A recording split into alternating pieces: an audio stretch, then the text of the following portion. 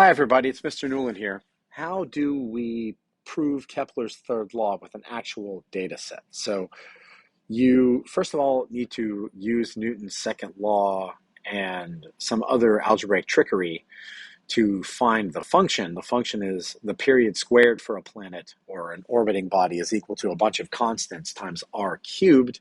And those constants are 4 times pi squared divided by quantity universal gravitational constant big G and the mass of the thing you're orbiting. In this case, it's the mass of a star. So we're going to look at 6 planets orbiting a star that were discovered by the Kepler spacecraft.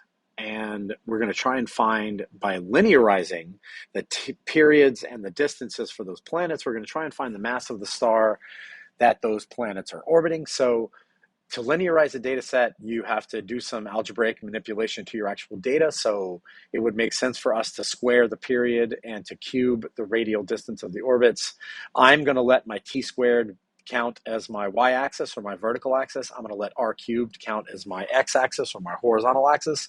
And if I do that, then the slope of that line, assuming I do get a line and I do a line of best fit, the slope is going to be equal to the quantity 4 pi squared over big G times m sub s, quantity big G times m sub s. Or if you uh, uh, algebraically manipulate that a little bit, the mass of the star is going to be equal to 4 times pi squared divided by quantity G times whatever my slope is from the linear regression. So let's do that. So I've got here my table of data. So here's what I started out with. In fact, let's delete this and start over, y'all. I'll tell you what that stuff was in a second. I've got 6 planets here. The planets, by the way, are named in the order they were discovered. So Kepler 11b, which orbits the star, Kepler 11a was the first discovered, then Kepler 11c was the next discovered in that order.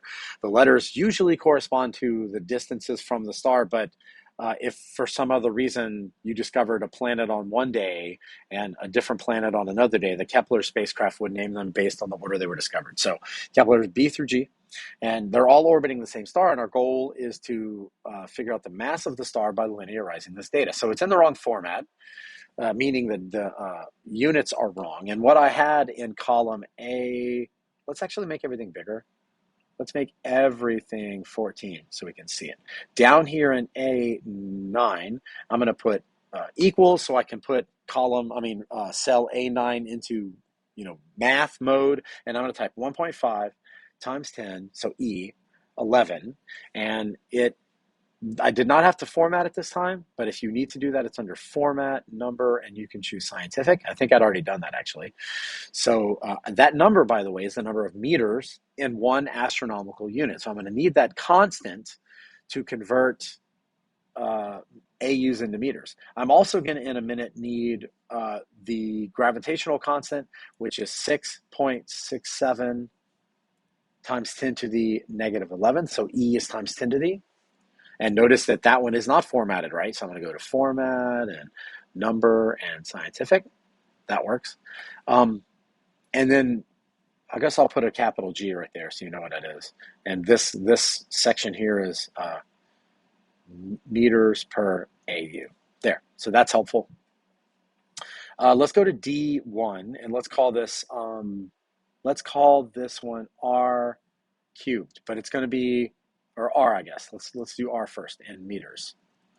And then E is going to be T, and it's going to be in seconds. So let's take column B, all of these values. Let's convert those from AU into meters. So I'm going to type equals. I'm going to click on this guy, and I'm going to click the constant I want to multiply them by. Oops. I'm going to click this guy, and I'm going to click multiply by this constant. But so now it's B2, the distance multiplied by the constant A9. But I know that A9 is just in one place. So I'm very interested in multiplying all of column B by that, but I don't want it to increment. So I'm going to put a dollar sign in front of A to hold the column constant and a dollar sign in front of 9 to hold the row constant. And I'm going to hit enter. And it's going to ask me, do I want to autofill? In fact, I'm going to hit cancel. And I'm going to do it a second way. I'm going to click and drag. So I click that little box and drag, and it converts them all. Let's make this bigger so we can see. So there, we converted all of the distances from AUs into meters. I'm going to do the same thing with E. I'm going to click the E column. I'm going to type equals, and I'm clicking the orbital period in days, but I want to multiply that by the number of hours in a day times the number of minutes in an hour times the number of seconds in a minute, and I'm going to hit enter. And this time I think I will let it autofill, except I don't, the last two, it's guessing about these last two, and I don't want them in there. So let's double click the spacer between E and F to make it wide enough again. So far, so good. So now I've got D is the distance from the star to the planet in meters. E is the time it takes for that star to go, the planet to go around the star in seconds. That's good, but I need to linearize. So if we go back and look at our equation, it should be T squared versus R cubed. So we want to square the times. We want to square the times, caret 2, and that'll be in seconds squared. Let's make it wide enough. Ooh, it shrank that. Let's leave that alone. And do the same thing here. This is going to be R cubed, and that's measured in meters cubed. And you don't have to do them in this order. I just started typing. I did the time before I did my vertical axis before I did the horizontal one. Doesn't really matter. But just as long as you're aware, so you don't want to mess them up. For example, I'm going to put F2 into formula mode, and I'm going to click on the time now. Since I put them in a different order, I want to be careful to actually square caret 2 to square. I want to square the correct set of data and hit enter. Let's not let it autofill because it's guessing wrong for me. I'm going to click the little arrow, the box, and let it copy them down that way. Oops. Double click between F and G to fill it. To auto size it.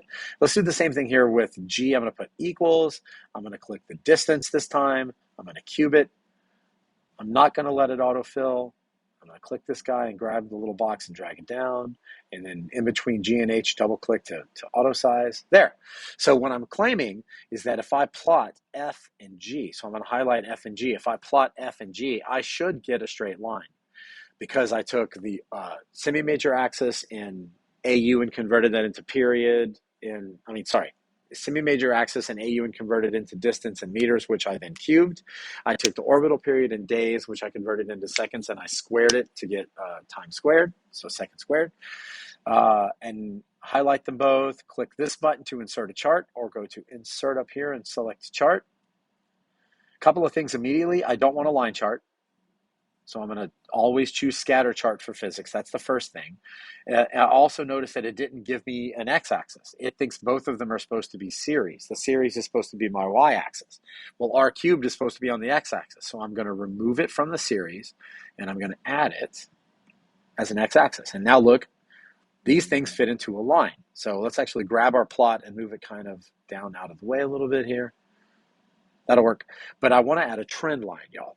So I'm going to scroll down. Well, go to customize first and then go to series.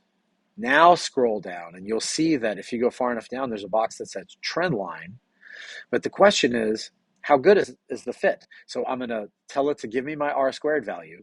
But under label, I really need the actual equation in order to get the slope. So the slope here is the value in front of the x. So 3.15 times 10 to the negative 19th is the slope. And my r squared value, which is an indication, the Pearson squared, the Pearson's coefficient squared, is an indication of how good this linear regression is. The closer it is to 1, the better the fit is. So this is a perfect fit according to the algorithm.